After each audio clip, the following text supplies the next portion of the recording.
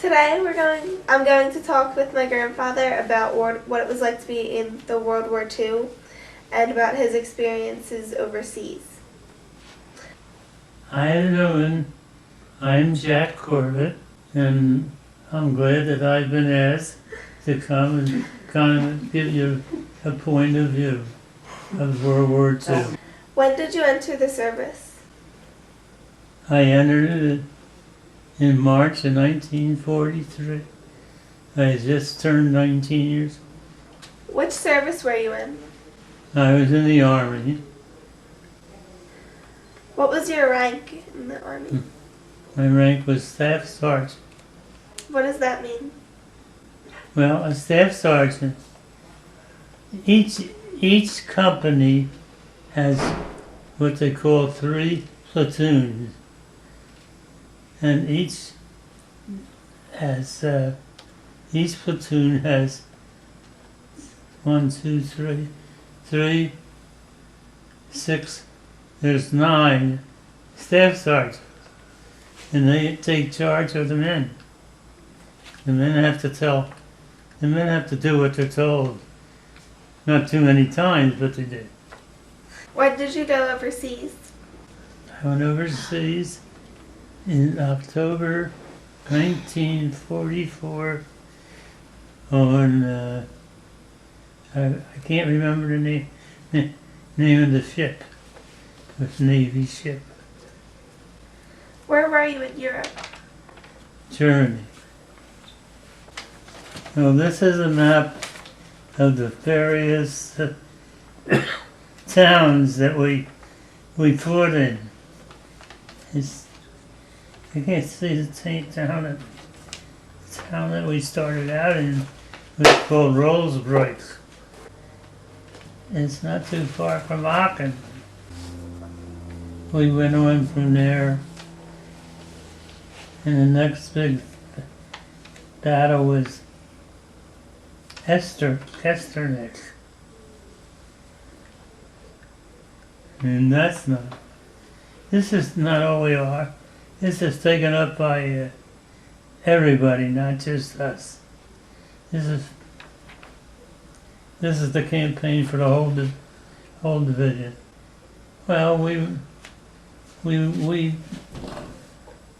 went through Esterneck and then the Battle of the Bulge. And the Battle of the Bulge took in a lot of these towns. Can you tell us about the Battle of the Bulge? Well, the Battle of the Bulge started on the 16th of December, 1945. The Germans had been building up their forces to counterattack the United States. And it was a surprise. Barely anybody knew it. But you all probably heard about Bastogne. That's the town where the 82nd Airborne stopped them. They held out. They wouldn't surrender. The Germans asked the 82nd to surrender, and the general of the 82nd said, "Nuts." That was his answer. Nuts. Crossed the Rhine. It was pretty well over. Do you know how many casualties were in the Battle of the Bulge? Not really. I'm sure it was quite a bit. Did you ever liberate a town? All those towns I mentioned, Kesterneck, Rolls-Royce, actually Germany is made up of these small towns, one right after the other. The bigger towns are further inland, and that's where you're going to find all the people. They moved out from the border of Germany and Belgium and moved back into the bigger cities. Were you ever wounded in battle? Yes. Did you get any medals? Oh, yes. How were you wounded? I think it was a rifle. I was wounded because there was another fella who had been wounded and was laying there and couldn't get out of the way, so I went over and dragged him out of the way to where he was safe. So, of course, there was a sniper there too. He was the one, he wounded quite a few people. I would say it was still in the bulge. That lasted a long time. Yeah. Did you get a medal for that? Yeah, I got the Bronze Star. Although I was recommended for the Silver Star. You have a lot of medals here. Do you know what they're all for? This is one thing I really think is the combat infantry badge. Anybody in combat received this badge. This is a unit citation. Of course, these are just regimental insignias. That's a staff sergeant.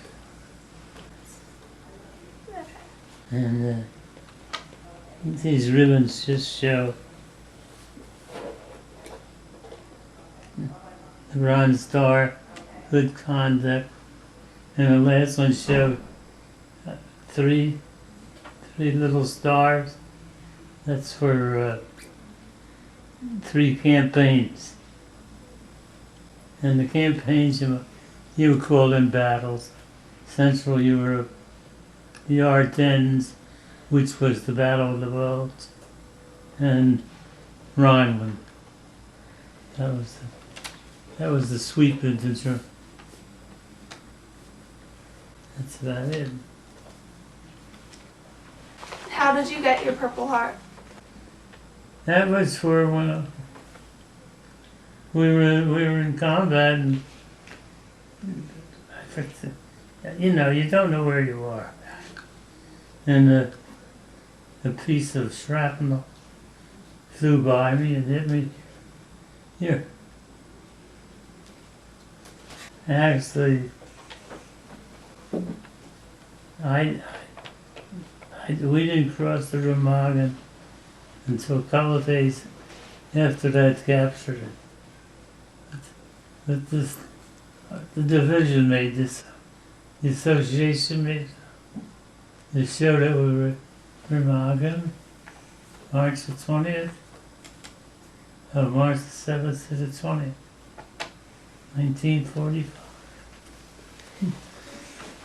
This is the armband that you probably have seen in news things.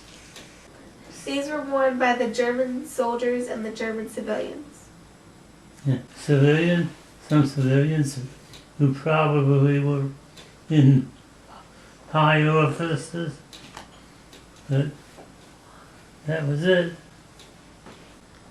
This I found in a house somewhere, and I would imagine it was attached to a bigger one, and got ripped off.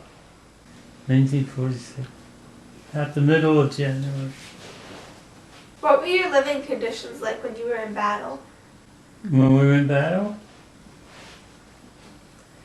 Well, we lived in holes, foxholes, and wherever we could get shelter. What's a foxhole? Well, a foxhole was about big enough to hold 2 men. About, I guess, maybe 4 feet. But, and then we would cover it with wood, whatever we could find, and that would prevent, artillery. If it hit the top, but if it didn't hit the tops, you were all right. What did you do for warmth? Well, we just had some blankets. How did you get your meals? Well, the cooks brought it up from the rear end of the video. A certain time they drive up, they had these big cans that they called mermaid cans, which kept everything warm. And then so many went back at a certain time to get fed. Was the food good? Was the food good? Was it good? Yeah, I can't complain. I think it's better than what I'm getting now. Did you capture any German soldiers? Yes, at one time I saw, it was in this valley with all Americans surrounding it. It must have been over 1,000 German soldiers.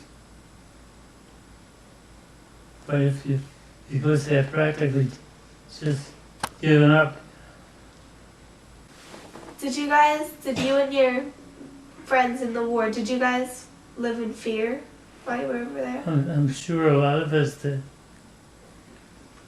I know any time that we had been in position for a few days, and the next time we started out, my stomach turned, and it was tough. But once you got moving, you were all right. How much training did you have to use the rifles? I got over 6 weeks in basic training in North Carolina. When were you discharged from the war? January 46th. Thank you, Papa, for telling us your experiences. I hope my class learned a lot more about World War II from your experiences and point of view. Thank you for asking me.